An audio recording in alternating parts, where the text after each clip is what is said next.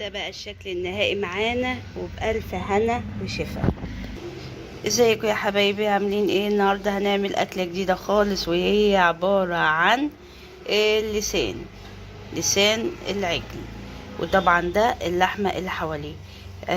اولا انا غسلت اللسان كويس جدا جدا، ونقعته في ميه بخل بليمون وملح حوالي ساعه عشان الزفاره اللي فيه تروح وكده.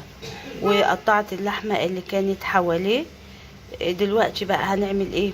انا حطيت ميه على البوتاجاز، هنخليها تسخن كويس جدا، وهنحط اللسان فيها. الميه اللي هنسخن فيها اللسان دي هنحط فيها اللسان حوالي ربع ساعه، بحيث ان هو ايه، القشره اللي بره اللي شايفينها البيضه دي تقدر تطلع معانا ونقشرها.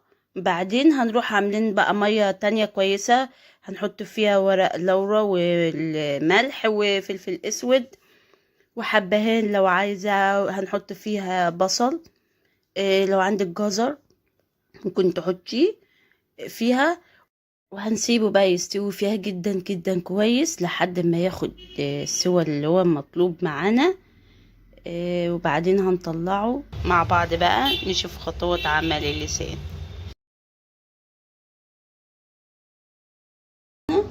جبناه عشان هنقشره. معلش هو سخن قوي، يستحسن ان هو يتقشر وهو سخن، بس ايه هنستحمل الحرارة شوية.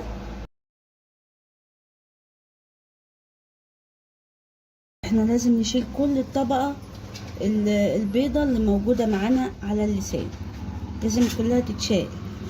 لازم نلحق نشيله وهو سخن، عشان لو ما تشالش وهو سخن وبرد هيمسك معانا وهيبقى صعب، ان احنا ايه نطلعه. سخن قوي. طب بس احنا هنقشره ونرجع لكم تاني، تمام؟ وده شكل النهائي للسان بعد ما نضفناه، قشرناه يعني كويس. الشكل ده هنعمل ايه بقى؟ هنقطعه حلقات صغيره، دواير يعني، هنقطعه شرايح مدوره عشان يتحمر سمكه بالطريقه دي. بعد ما هنخلص تقطيع هنرجعه بقى على الميه اللي عملناهم في بصل وورق لورا والملح والحاجات دي. هنسيبه بقى يستوي فيها كويس جدا، وفي خلاله وهو بياخد سواه احنا هنجهز بقى ايه، هنجهز الطاجن معانا والخضار بقى وتقطيعه وكده. ده كده الخضار اللي احنا هنقطعه عشان نحطه ايه على الطاجن، لان احنا هنعمل طاجن لسان. فانا قطعت الخضار اللي عندي: فلفل اصفر، فلفل اخضر، وطماطم وفلفل احمر وجزر وبصل وتوم. طبعا التوم هنفرمه يبقى ناعم. دلوقتي بقى ايه، جه الدور ان احنا هندي للخضار بتاعنا تحميره. فحطينا معلقه زبده، حطينا معلقه الزبده على النار، بعدين هننزل عليها بالبصل بعد ما ما تسيح. بعد ما تسيح كويس هنحط البصل. وده بعد ما حطينا البصل هنقلبه كويس، يا دوبك نحس ان هو لونه اصفر كده، يعني خد دبلان شويه، مش عايزينه يتحمر، هو بس هنديله ان هو يدبل شويه معانا او لونه يصفر شويه. اول ما نلاحظ ان لونه بدأ يتغير يصفر هنحط عليه الثوم المفروم بتاعنا. زي ما شايفين البصل بتاعنا خد لون شويه ودبل شويه معانا. دلوقتي هنحط الثوم المفروم كده. بعد ما حطينا الثوم هنبتدي نديله برضو تحميره بسيطه للثوم. بعدين هننزل بالجزر، لان الجزر بياخد سوى اكتر من الفلفل. الفلفل الاخضر اخر حاجه هنحطها، اخر حاجه هنحطها. تمام كده. نزلنا بالجزر اهو، وهنديله برضو ايه تحميره خفيفه، هنديله تحميره خفيفه معانا.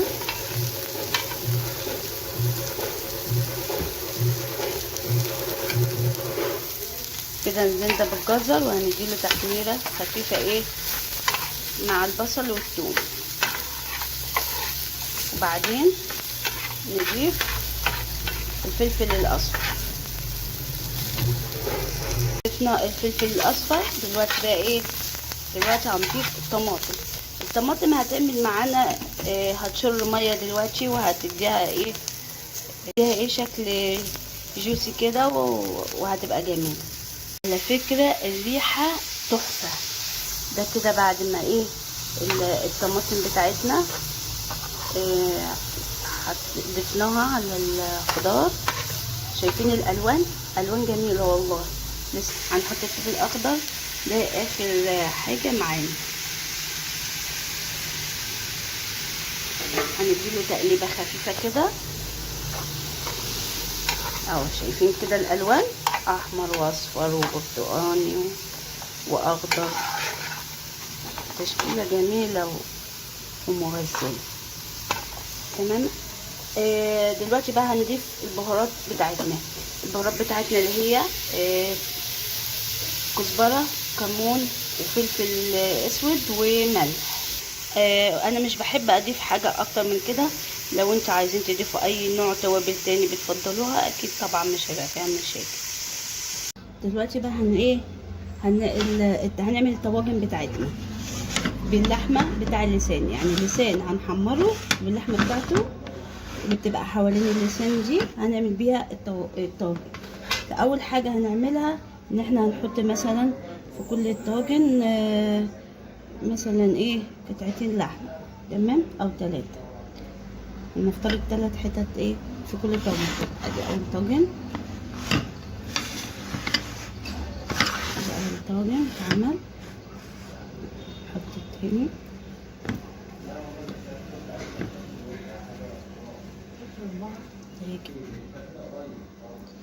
كده تمام. ايه الطاجن رقم 3 معانا. كده عملنا 3 طواجن معانا. الخضار بتاعنا اللي عملناه هنحط على وش كل طاجن ايه منه كده.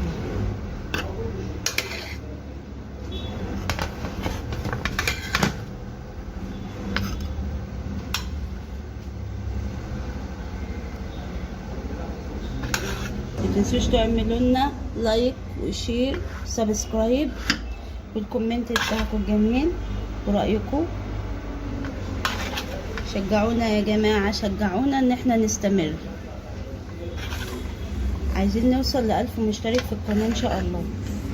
بيكم ان شاء الله هنوصل كده. تمام كده. عملنا ايه الطواجن بتاعتنا.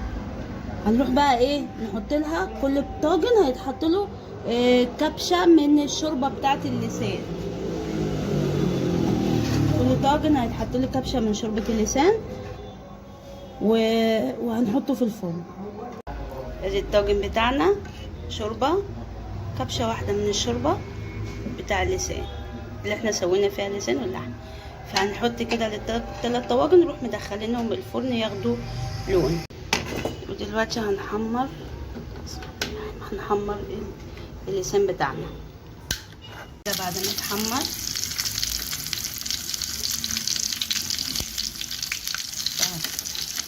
يتحمر معانا من الجنبين.